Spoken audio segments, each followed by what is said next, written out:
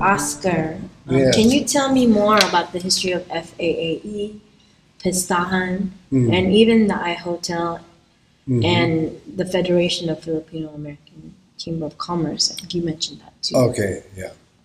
The FAAE came out really a couple of years before when I tried to do some humanities conference in Art Institute. So there were two things that happened the year before. Two organizations that were not affiliated with each other. One is the Philippine Consulate and the other one is the Art Institute. So I approached both into trying to get San Francisco at least to see the cultures that we have.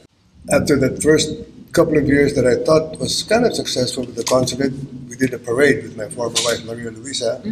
And the parade was from Embarcadero to Civic Center. Really successful. People on the street were waving and they were saying, well, it's the first time I've seen this is about, because the non-Filipinos were asking what the parade was about. And the Filipinos were telling them. So it was good. We're seeing, there was dancing in the street. There were some indigenous dancers in the street. So the parade was good. There was floats and everything.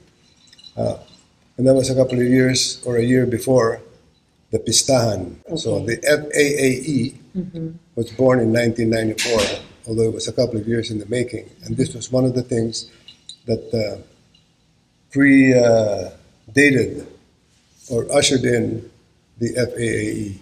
So the Pistahan that most people know now is really under the banner of the Filipino American Arts Exposition, the FAAE. Carlos Villa, who was my contact in Arts Institute, saw it and said, let's do a larger scale. Let's just do a whole festival for Filipino Americans so we can educate, we can do them, all kinds of stuff. So this is what he said because he thought he knew where to get the money, the funding.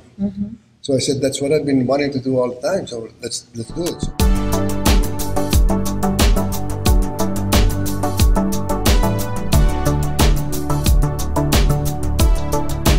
I was thinking of not to have it in October because October was already Filipino American History Month. It's going to be too many things. Since it was an outdoor thing, it had to be somewhere in the summer, September or somewhere where it's hot here. And then I thought, why not August? There's hardly anything happening in August. August was the fall of the International Hotel. And the International Hotel was still raging at the time, the rising of the hotel. It fell August 4th, 1977. And I was thinking also of a date that would connect both Philippines and Filipino American history. And that was one. And the second date is that Vicky Manalo Graves, in 1948 London Olympics, August 4th and August 8th. And also Philippine independence, the cry of Pugid Lawin, the first outcry of Filipinos saying that we want to be free from Spain. Different country. In the 2 years that I said that we did in the parade with the Philippine Consulate, they called it Fiesta Filipinas or some stuff. But Fiesta was too Hispanic for me. And I wanted it to be, so with a P, and then it derives from Fiesta, Pistahan. So it was, and that was a regular word for in Tagalog and in other places in the Philippines. So very recognizable, and it triggers the town fiesta and the celebration and the proclamation of creative thing. So recovery, renewal, and the rising together. That's today. That's the thing. Well, it's just not the pandemic that's making us realize that we have to recover and we have to renew ourselves and rise together. It's it's pointing out what has always been there, I think, or what has always been needed. It's just that the pandemic and other stuff around now are sort of highlighting those facts.